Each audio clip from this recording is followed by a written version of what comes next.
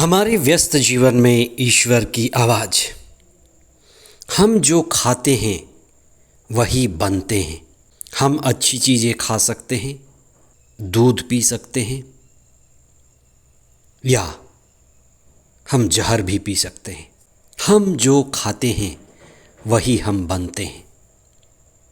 पास्का का तीसरा सप्ताह 20 अप्रैल 2024 शनिवार। पहला पाठ प्रेरित चरित अध्याय 9 पद संख्याएं 31 से 42 तक और संत यूहन्ना का सुसमाचार अध्याय 6 पद संख्याएं 60 से 69 तक।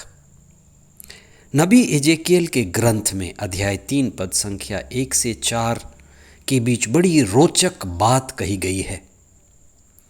प्रभु ईश्वर नबी एजेकियल से कहते हैं कि ये पुस्तक ले लो और इसे खा लो, किताब को खा लो।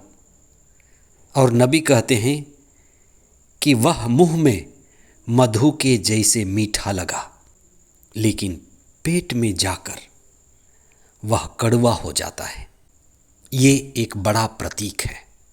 शास्त्रों को सुनना, दिव्य वचन को सुनना अच्छा लगता है, लेकिन उसको व्यवहार में लाना, जीना कठिन है। आज हम इसी पर विशेष चिंतन करें। हम कई बार खाना खाते हैं स्वाद को ख्याल में रखते हुए। विशेष करके जो बच्चे हैं, ना समझ हैं, सिर्फ स्वाद को ख्याल में रख कर के खाना खाते हैं। हमें खाने भी सीखना है।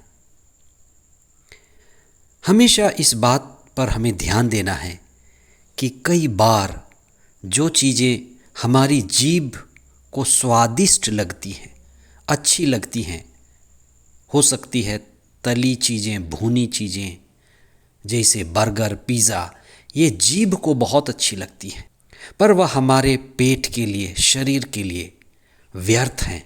कई बार नुकसानदायक भी होती हैं। कई बार जो भोजन हमारी जीभ के लिए स्वादिष्ट ना हो, कड़वा हो, तीखा हो, जैसे करेला, पर वह हमारे शरीर के लिए बड़ा लाभदायक होता है। आप खाने में कितना सजग हैं? आप खाने के प्रति कितना होशपूर्ण ढंग से चुनाव करते हैं?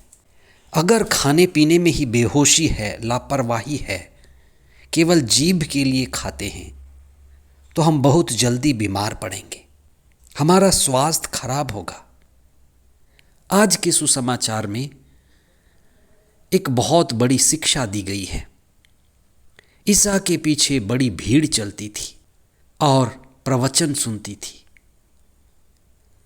लेकिन जब ईसा ने आत्मत्याग की बात कही, क्रूस, मृत्यु की बात कही, आत्म बलिदान की बात कही, तो अधिक शिष्य शिक्षा को कठोर शिक्षा कहने लगे, व्यर्थ शिक्षा कहने लगे और ईसा को छोड़ करके चले गए। बहुत बार ऐसा ही होता है। संत, महात्मा, धार्मिक लोगों के पास भीड़ तो आती है, शिक्षा सुनती है, लेकिन वही सुनती है जो उनको अच्छा लगता है। ईसा की शिक्षा आत्मा की शिक्षा थी।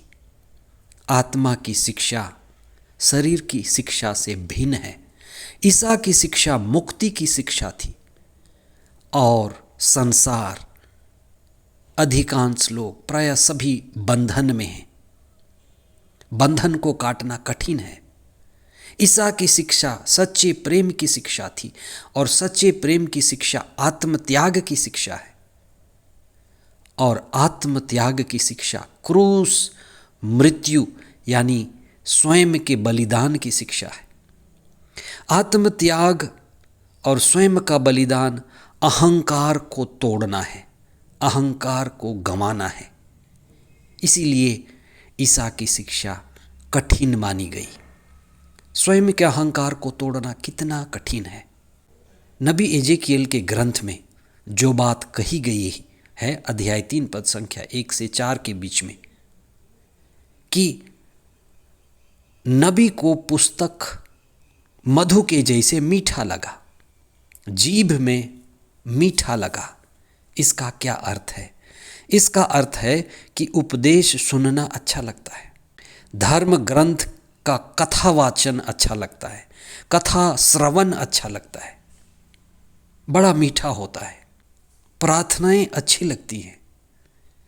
धर्मशास्त्र में जो गीत हैं, संगीत हैं, भजन हैं, म्यूजिक हैं, पूजा पाठ है, ये बड़े आकर्षित करते हैं। लेकिन व्यवहार में उतारना, धर्मशास्त्र की शिक्षा को जीना चुनौतीपूर्ण है। संत पेतरुस इसी बात की गहराई को समझते हैं और बहुत सारे लोग जो ईसा के पीछे थे छोड़ दिए और ईसा स्वयं उनसे कहते हैं कि क्या तुम भी चले जाना चाहते हो? ये 12 शिष्य रहे होंगे, 72 शिष्य रहे होंगे जो ईसा के बहुत नज़दीक थे। ईसा ने उनसे भी कहा, क्या तुम भी चले जाना चाहते हो? चले जाओ। संत पेतरुस एक बहुत बड़ी बात कहते हैं, प्रभु हम किसके पास जाएं? आपके ही शब्दों में अनंत जीवन का संदेश है, आपके ही शब्दों में आत्मा की मुक्ति का संदेश है, आपके ही शब्दों में प्रेम की शिक्षा है।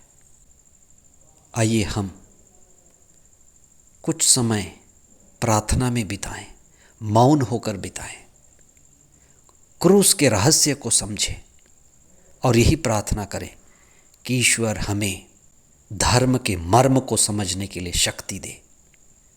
हम जो खाते हैं वही बनते हैं। हम संस्कार के द्वारा ईसा को ग्रहण करें, उनकी शिक्षा को ग्रहण करें, उनकी आत्मा को ग्रहण करें और हम स्वयं आत्मा हैं। आत्मा की शिक्षा में बढ़ें, आत्मज्ञान में बढ़ें। आमीन।